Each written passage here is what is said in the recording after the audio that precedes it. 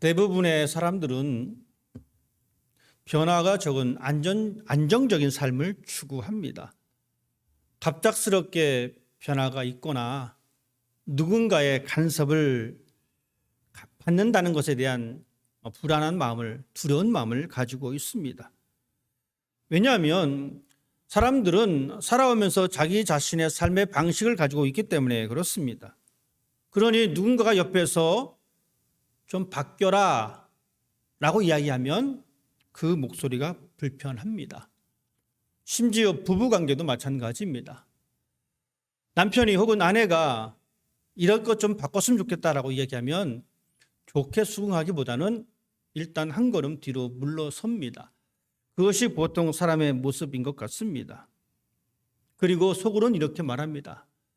나 살고 있는 대로 그냥 냅둬. 난 지금이 좋아. 날 바꾸려고 하지 마. 우린 이렇게 속으로 이야기합니다. 현재 이 모양 이 모습이 좋다라는 이야기입니다. 그래서 상대방을 바꾸기란 참 쉽지 않습니다. 우리의 신앙도 예외가 아닌 것 같습니다. 우리 스스로 이렇게 생각할 때가 있습니다. 내가 이 정도 교회 다니면 됐지. 뭘 더 여기서 더 열심을 내. 우리는 이렇게 생각하면서 교회를 다니고 신앙생활을 합니다. 때로는 좀 더 열심을 내십시오라고 하는 소리를 하게 되면, 또한 그 소리를 듣게 되면 왠지 마음이 불편합니다. 목회자로서, 목사로서 교인들에게 이렇게 말을 할 때가 있습니다. 지사님, 조금 더 교회 출석을 열심히 했으면 좋겠습니다. 열심히 좀 더 봉사했으면 좋겠습니다. 이렇게 말을 하는 것도 참 어렵습니다. 왜냐하면 듣는 사람 입장에서는 이렇게 생각하기 때문에 그렇습니다. 이 정도 내가 바쁜 시간 내서 교회 출석하면 됐지. 나도 내 할 일 많은데 교회 와서 또 봉사하고 헌신하는 것, 나도 쉽지 않아. 그러면서 우리는 이렇게 생각을 합니다. 내가 생각해도 지금이 최선이야 라고 생각하고 있다라는 이야기입니다. 그리고 나 스스로가 그 경계선을 긋고 살아갑니다. 여러분 어떻습니까? 이것이 우리의 신앙생활이나 우리의 일상적인 생활이나 아주 정상적인 한 부분인 것 같습니다. 그렇지만 분명한 것은 때로는 용기를 내어서 한 걸음 더 나아갈 필요가 있습니다. 여러분, 이 용기는 자기 자신의 욕심을 위한 용기가 아닙니다. 이 용기는 더 나은 발전과 더 나은 성숙을 위한 용기가 필요합니다. 우리의 삶의 영역을 확장시키고 더 넓게 만드는 그 용기가 필요하다라는 이야기입니다. 우리의 생활뿐만이 아니라 우리의 신앙도 마찬가지입니다. 신앙의 영역을 조금 더 넓히기 위해서는 우리는 한 걸음 더 나아가는 그 용기가 필요하다라는 이야기입니다. 1993년 삼성의 이건희 회장은 여러 임원들을 모아놓고 이런 유명한 일화를 남겼습니다. 그는 이렇게 얘기합니다. 국제화 시대에 변하지 않으면 영원히 2류나 2.5류가 된다. 마누라와 자식 빼고 다 바꿔야 된다. 라는 말을 했습니다. 뼈를 깎는 수준의 혁신을 이야기한 겁니다. 그때부터 이른바 삼성의 신경영이 시작되었습니다. 그동안 주목받지 못했던 삼성은 드디어 주목받기 시작했고 세계적인 기업으로 새롭게 태어나기 시작했습니다. 삼성의 기업의 경영의 기조는 도전과 창조와 혁신이었습니다. 여러분, 이것을 할 수 있는 것은 다른 사람들보다 한 발 더 앞장설 수 있는 용기입니다. 주어진 시대의 흐름을 따르는 것이 아니라 오히려 그 흐름을 주도하고 뛰어넘는 그 용기가 바로 이 삼성을 세계적인 기업으로 성장시킨 겁니다. 사람들은 한국은 몰라도 삼성은 압니다. 물론 지금의 삼성이 영원히 세계적인 기업으로 남아있을 거라는 보장은 없습니다. 이 삼성마저도 용기를 잃어버리게 되면 그저 평범한 기업으로 전락해 버릴 수밖에 없습니다. 이건희 회장의 이 용기 있는 이 한마디를 통해서 삼성이 세계적인 기업으로 성장했듯이 우리의 신앙 또한 마찬가지입니다. 이 정도면 됐지 뭐. 나는 이 정도가 최선이야라고 하는 그런 아니란 생각을 떨쳐내고 우리는 용기 있게 한 걸음 전진하는 사람이 되어야 합니다. 오늘 우리는 예수님 앞에서 용기 있게 나서는 한 사람의 모습을 볼 수가 있습니다. 예수님께서 이 땅에서 하나님의 복음을 선포하실 때에 수많은 종교 지도자들의 반대를 받았습니다. 제사장들, 율법 학자들, 바리새인들, 서기관들, 사두개파 사람들, 종교적으로 내노라는 사람들의 수많은 그 무리들이 예수님을 방해하고 무리지어 다니면서 예수님을 회방했습니다. 그 사람들은 자신의 죄성을 감추기 위해서, 자신의 무지를 감추기 위해서 무리를 지어 다니면서 시기하고 사람들을 선동했습니다. 오늘의 사건도 바로 그 맥락에서 일어난 사건이기도 합니다. 한 무리의 종교 지도자들이 예수님과 설전을 벌였고 예수님께서 그 설전에 기가 막힌 대답을 해 주십니다.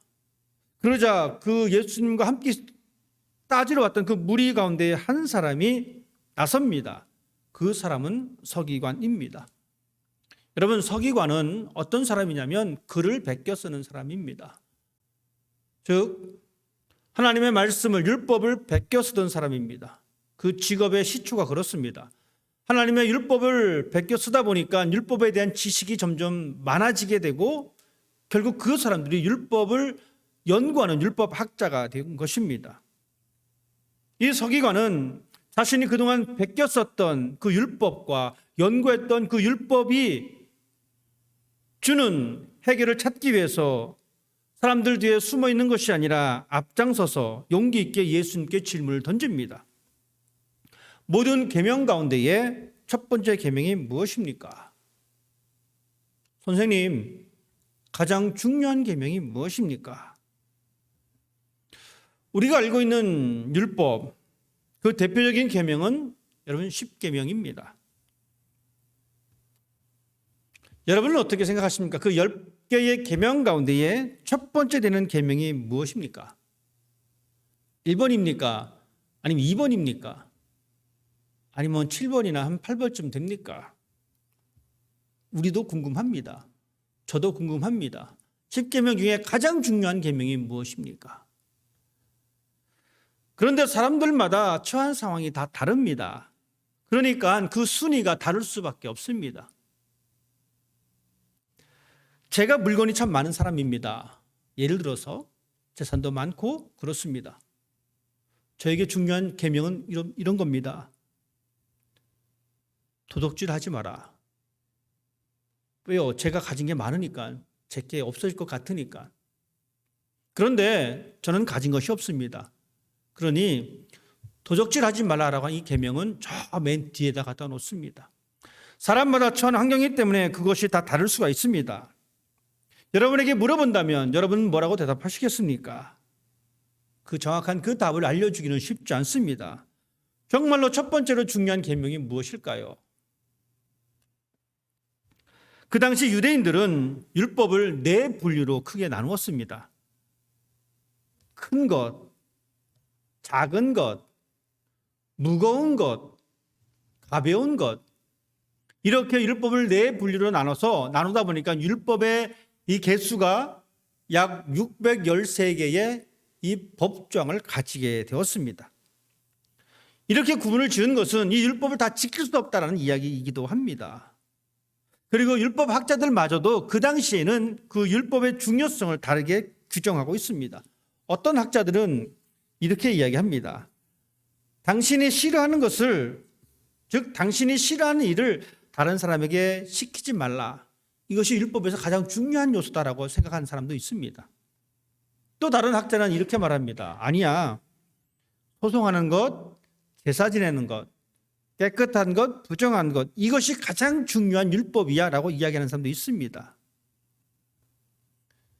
그러니 사람들은 헷갈릴 수밖에 없습니다. 가장 큰 계명이 무엇일까? 이 말을 묻는다는 것은 나는 가장 큰 계명은 지키겠다는 겁니다. 나머지는 내가 못 지키겠다는 이야기일 수도 있습니다. 예수님의 대답은 이렇습니다. 내 마음을 다하고 목숨을 다하고 뜻을 다하고 힘을 다하여 주 너희 하나님을 사랑하라 하신 것이요. 둘째는 내 이웃을 내 자신과 같이 사랑하라. 예수님께서는 신명기와 레위기에 기록된 말씀을 통해서 사랑을 최고의 율법으로 말씀하셨습니다. 예수님의 이런 대답을 들었던 서기관은 자신의 신앙을 표현합니다. 선생님 옳습니다. 하나님은 한 분이시며 그 외에 다른 신은 없다는 말씀이 맞습니다. 그리고 마음을 다하고 뜻을 다하고 힘을 다하여 하나님을 사랑하는 것과 이웃을 자기 몸과 같이 사랑하는 것이 짐승을 불에 태워 바치는 모든 제물과 그 모든 제물보다 낫습니다 라고 대답합니다. 예수님께서는 이 서기관의 대답을 들으시고 그의 지혜를 칭찬하십니다. 그리고 그렇게 말씀하셨습니다. 하나님의 나라가 멀지 않았다. 예수님께서는 용기 있게 나서서 신앙의 해답을 찾고자 원했던 이 사람을 향해서 하나님의 나라가 가까이 왔다라고 칭찬해 주셨습니다. 예수님은 그 사람의 영적인 분별력을 칭찬해 주셨습니다. 예수님께서 말씀하신 가장 중요한 계명이 바로 하나님 사랑과 이웃 사랑입니다. 하나님을 사랑하고 이웃을 사랑하는 것은 하나님을 믿는 사람들에게 있어서 가장 중요하다는 사실을 모르는 사람은 없습니다. 그렇게 살고 싶지 않은 사람이 없습니다. 그런데 문제는 사랑하기가 쉽지 않다는 겁니다. 더 근본적으로 그 사랑이 무엇인지 판단하는 것 자체가 어렵습니다. 여러분 스스로에게 한번 물어보십시오. 나는 하나님을 사랑하는가? 나는 지금 하나님을 사랑하고 있는가? 여러분 그것을 무엇으로 확인하시겠습니까? 가장 기초적인 대답은 이렇습니다. 1년 365일 중에 교회에 나오는 주가 한 52주, 53주 됩니다. 1년 12달 52주 빠짐없이 교회를 다니면서 이 공동 예배에 참석할 수 있습니다. 여러분 이 한국 교회는 이 주일 성수에 대한 강한 생각이 있습니다. 그래서 이 주일 성수가 신앙의 척도로 받아들여집니다. 한 주도 빠짐없이 교회를 다닌다라고 해서 하나님을 사랑한다라고 이야기할 수 있을까? 11조 문제입니다. 이것도 역시 한국교회의 척도가 되어버렸습니다.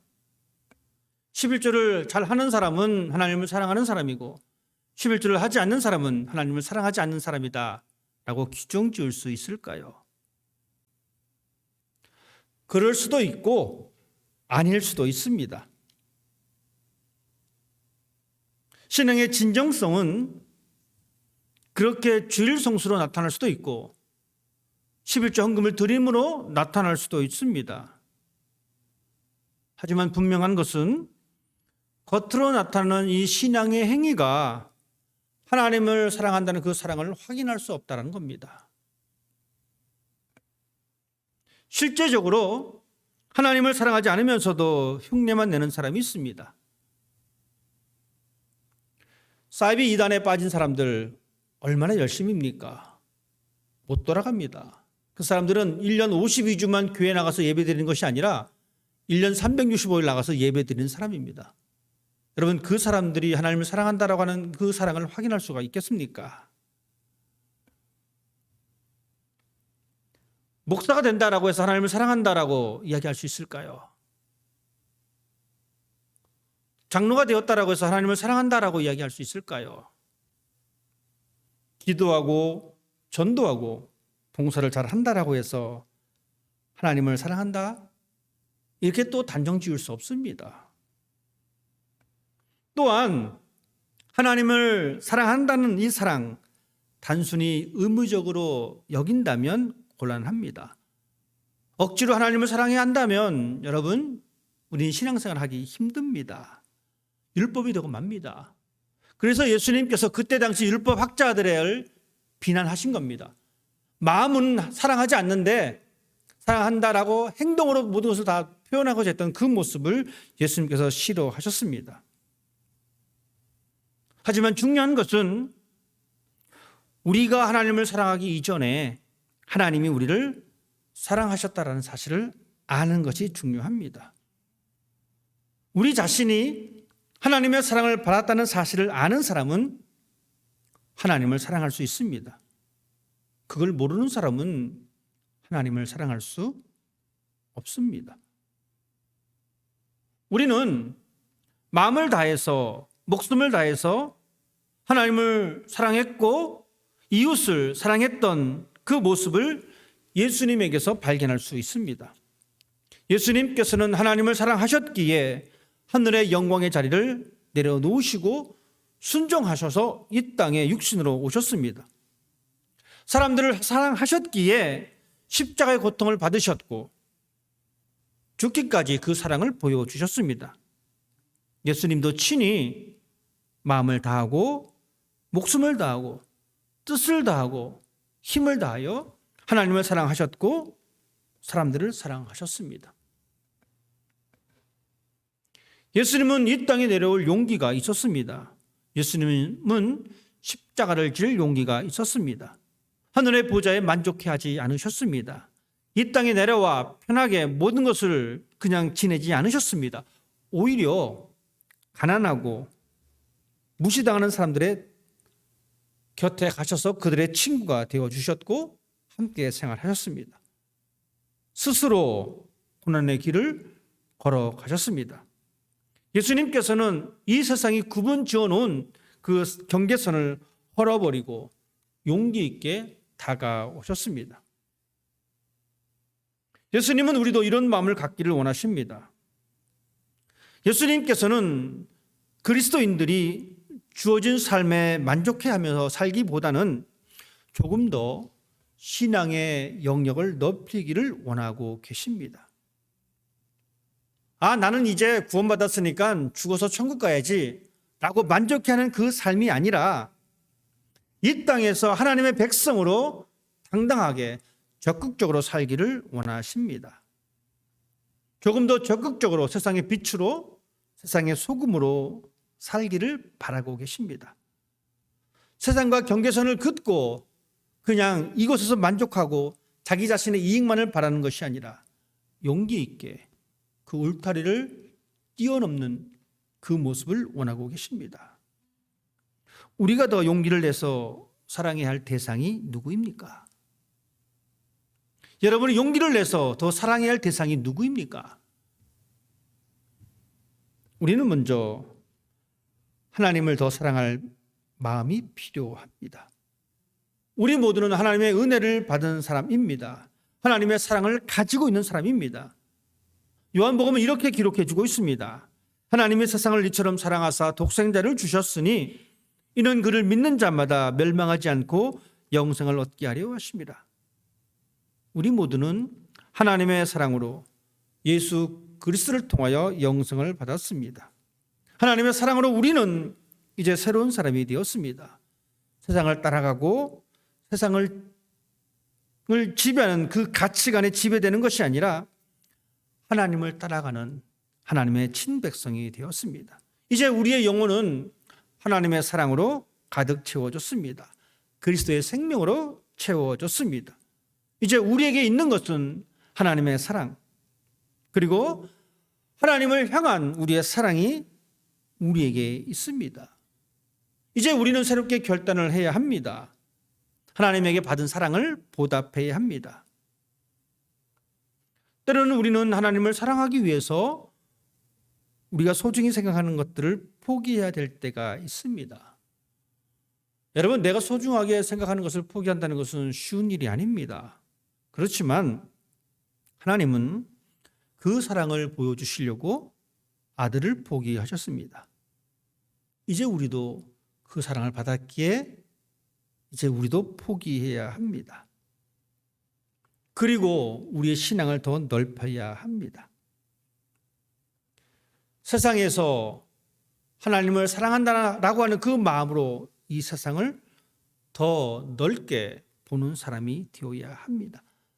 나약한 그리스도인으로 살아가는 것이 아니라 사람들이 가지 않은 그곳을 향해서 한 걸음 내디딜 수 있는 그 모습이 우리에게 필요합니다. 조금 더 하나님을 사랑하십시다. 두려워하지 말고 한 걸음 더 나아가십시다. 그것이 바로 하나님께서 우리에게 원하시는 사랑의 모습입니다. 둘째로 우리에게 필요한 용기는 이웃을 향한 사랑입니다. 내가 사랑할 수 있다라고 하는 이 경계를 벗어나야 합니다. 나에게 호의적인 사람만 사랑했던 그 사랑의 경계선을 허물어야 합니다. 이제 우리는 나를 향한 적대감을 품은 그 사람조차도 사랑할 수 있는 그 사랑의 영역을 넓히는 사람이 되어야 합니다. 내 편만 사랑할 것이 아니라 상대편도 사랑하는 그 모습이 바로 그리스도인의 올바른 모습입니다. 예수님의 비유 가운데 이런 비유가 있습니다. 한 유대인이 길을 가다가 강도를 만납니다. 그 강도를 도와준 사람은 같은 유대인이 아니었습니다. 그 강도 만난 사람을 도와준 사람은 사마리아 사람이었습니다. 이스라엘 사람들은 유대인과 이방인을 구분 지었습니다. 그리고 내가 사랑을 베풀 사람은 유대인이야 라고 생각했습니다. 그들이 세운 한계입니다. 하지만 예수님은 이 비유를 통해서 그 한계를 떨쳐버릴 것을, 허물어 버릴 것을 말씀해 주고 있습니다. 하나님이 창조하신 모든 사람에게 사랑을 베풀어야 합니다. 이것이 그리스도인의 바른 모습입니다. 내가 스스로 정해놓았던 그 이웃의 개념을 이제 뛰어넘어야 합니다. 그리고 그 사랑을 실천해야 합니다. 우리가 살아가는 삶의 현장이 다른 사람을 판단하고 정죄하고 갈등하기보다는 이제는 마음을 바꾸어서 그들을 이해하고 사랑하는 삶의 자리가 되어야 합니다. 존중하고 받아들이는 것, 내 편만 받아들이는 것이 아니라 나를 향하여 비난의 소리를 하는 그 사람조차도 사랑하는 그 모습이 우리의 모습이어야 합니다. 그 용기의 원천은 내가 아니라 바로 예수 그리스도이십니다. 예수님께서 보여주셨던 그 사랑 때문에 우리는 사랑의 영역을 더 넓힐 수가 있습니다. 하나님은 그 모습을 우리에게 원하고 계십니다. 그 모습을 보시면서 예수님께서는 이 서기관에게 그렇게 말씀하셨습니다. 내가 하나님의 나라에서 멀지 않았구나. 여러분, 우리의 신앙의 영역을 더 넓혀야 합니다. 하나님을 향한 그 사랑, 이웃을 향한 그 사랑의 영역을 더 넓혀야 합니다. 그러기 위해서는 용기가 필요합니다. 이 서기관처럼 수많은 사람들 뒤에 숨어 있는 것이 아니라 이제 우리는 적극적으로 그리스도의 참된 모습을 보여주는 사람이 되어야 합니다. 비록 우리가 살아가는 삶의 현장에서 그 모습이 힘들다 할지라도 우리는 용기를 내어야 합니다. 수많은 종교 지도자들은 예수님을 향해서 비난했습니다. 여러분, 그 자리에서 앞장서서 예수님 편에 선다는 것은 쉬운 일이 아닙니다. 그동안 가지고 있었던 모든 것을 빼앗길 수 있는 그런 상황입니다. 그럼에도 불구하고 이 서기관은 앞장서서 예수님 앞에 질문을 던졌고 예수님에게 하나님 나라가 멀지 않았다라고 하는 칭찬을 받게 되었습니다. 이 모습이 우리가 가져야 할 모습입니다. 용기 있게 한 걸음 더 내딛는 여러분이 되시길 바랍니다. 용기 있게 먼저 손을 내미는 사람이 되기를 바랍니다. 용기 있게 내가 먼저 희생하면 어떨까요? 용기 있는 사람을 통해서 복음이 전파되고 그 용기 있는 사람을 통해서 교회가 또한 이 세상이 또한 여러분의 가정이 하나님의 나라를 경험할 수가 있습니다. 이 경험이 여러분의 삶에 날마다 지속되기를 주님의 이름으로 부탁을 드립니다. 기도하겠습니다.